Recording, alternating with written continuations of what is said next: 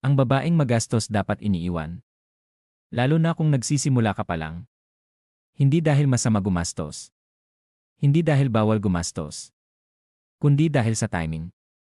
Kung nagsisimula ka pa lang, wala ka pang stable. Wala ka pang steady na kita. Wala ka pang naitatayo.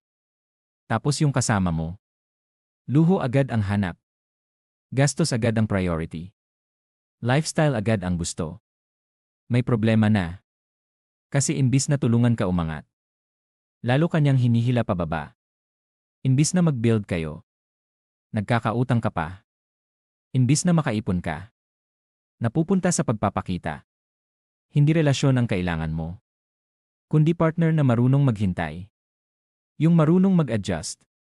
Yung marunong umintindi ng sitwasyon mo. Yung marunong magtiis kasama ka habang paakyat ka. Hindi yung sasabay lang sa sarap. Pero wala sa hirap. Kasi madali magmahal pag may pera. Pero ang tunay na partner, nandyan kahit wala pa. Kung ngayon pa lang, hindi na siya marunong mag-control. Hindi na siya marunong umintindi. Ano pa mangyayari pag mas malaki na ang pera? Hindi mo kailangan ng dagdag problema. Lalo na kung nagsisimula ka pa lang. Ikaw, magbubuild ka ba ng future? O magbubuhat ng pabigat?